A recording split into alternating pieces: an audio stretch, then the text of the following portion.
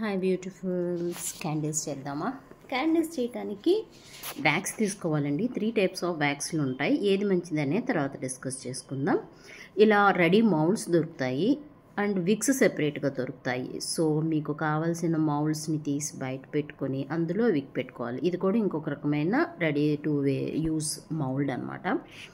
వ్యాక్స్ని ఇలా కరక పెట్టేసుకొని గిన్నెలో మీకు నచ్చిన కలర్ని యాడ్ చేసుకోవచ్చు. అందులో ఏ కలర్ నచ్చితే ఆ కలర్ యాడ్ చేసుకోండి. అవి ఇందులో పోసిన తర్వాత డ్రై అయిన తర్వాత మౌల్డ్స్లో ఇలా ఉంటుంది. కొంచెం షైనీగా బాగున్నాయి. ఫస్ట్ టైం చేసినా నాకు బాగానే వచ్చాయి అనిపించాయి. ఇవి మౌల్డ్స్లో పోసినవి. ఇవి ఎలా వస్తాయో చూడాలి. నేను 2-3 కలర్స్ని యాడ్ చేసి చూశాను. ఫస్ట్ వైట్ బ్యాక్గ్రౌండ్ ఇచ్చాను, ఆ తర్వాత 3 కలర్స్ పెట్టాను మొత్తం. కొన్నిటికి పింక్, కొన్నిటికి బ్లూ. ఫస్ట్ టైం కదా, ఎలా వస్తుందో చూసి దాన్ని బట్టి నెక్స్ట్ టైం ఇంకా డిఫరెంట్ కలర్ కాంబినేషన్స్ ట్రై చేద్దాం అనుకుంటున్నాను. ఇది కూడా మౌల్డే, చూద్దాం ఎలా వస్తుందో. సో తీసేద్దామా వీటిని? ఇది ఫస్ట్ తీస్తున్నా. చూడటానికి చాలా బాగుంది.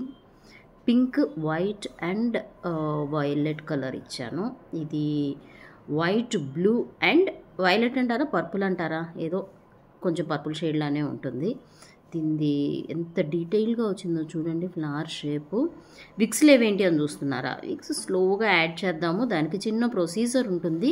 ఫస్ట్ వీటిని చూడండి, ఆ తర్వాత విక్ ఎలా యాడ్ చేయాలి, చేసిన తర్వాత ఎలా వస్తుంది అనేది నేను మీకు చూపించేస్తాను. అవును, నవరాత్రి టైంలో క్యాండిల్స్ ఏంటి అనుకుంటున్నారా? పర్లేదు. ఎలాగో నవరాత్రి తర్వాత ఫాలోడ్ బై దీపావళియే కదా, సో దానికి యూజ్ అవుతుంది. ఇవి బబుల్ క్యాండిల్స్ బాగున్నాయి కదా. వీటికి ఇంకా విక్ యాడ్ చేయలేదు. ఫస్ట్ మౌల్డ్స్ రెడీ చేసుకొని ఆ తర్వాత డిఫరెంట్గా విక్ యాడ్ చేస్తాను. ఇది చూడండి, ఈ ఫ్లవర్ చాలా బాగా వచ్చింది. మొత్తం రోజెస్ ఇవి. సో ఇది టోటల్ కంప్లీటెడ్వి. మీకు అందరికీ నచ్చాయి అనుకుంటున్నాను.